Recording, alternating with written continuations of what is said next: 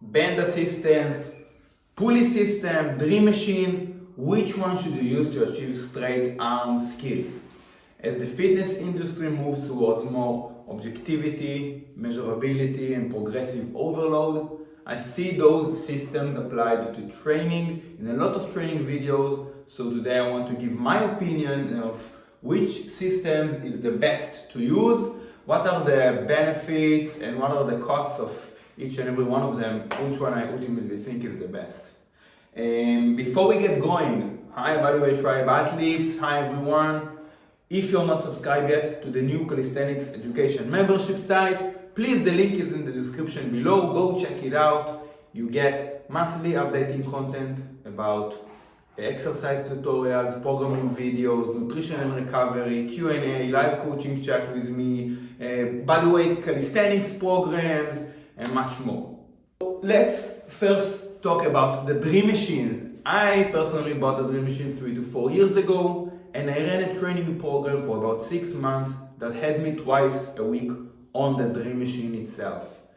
Bottom line, I think if you already have the setup and you don't have to take the Dream Machine down, set it up each and every time, if you already have the setup, you can use the Dream Machine primarily for two things.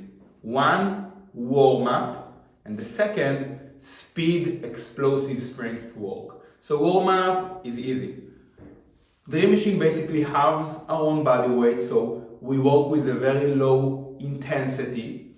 You can hop on the Dream Machine, do cross pulls, Maltese presses to planches, holds, really get warmed up well before you do the full body weight stuff. For explosive strength, you usually take something along the lines of 40 to 60% of your 1 rep max, or in simple terms, something that you can do for about 25 repetitions, and you only perform 3 repetitions with it, but you perform it explosively. I prefer athletes to only perform Dream Machine work if they already have the skill that you're trying to practice. Otherwise, the Dream Machine might mislead you to perform bad technique, or not necessarily bad, just not technique that overlaps how it truly feels on rings. Cord gets in your way, certainly on some transitions more than others, it's slightly awkward. Center of mass changes depending how you put the belt on, so it doesn't feel truly bodyweight stuff. Other than that, Dream Machine, it's logistically more complex. It's not bodyweight-ish like in the sense that you are attached to an expensive equipment that you have to take outdoors or at your gym or at your home. You need to train with that. I like the idea of having rings in your bag and pulling them on top of a tree. So if you have the Dream Machine already set up for warm-ups, for speed work, I'm up to that. Pulley systems is basically like Dream Machine, but you can choose the amount of weight and to assist yourself with. So that is a method that I really like, and a lot of gymnasts use pulley systems. They already have the setup there, so that's great. You just attach the amount of assistance that you want and progressively overload. That's wonderful.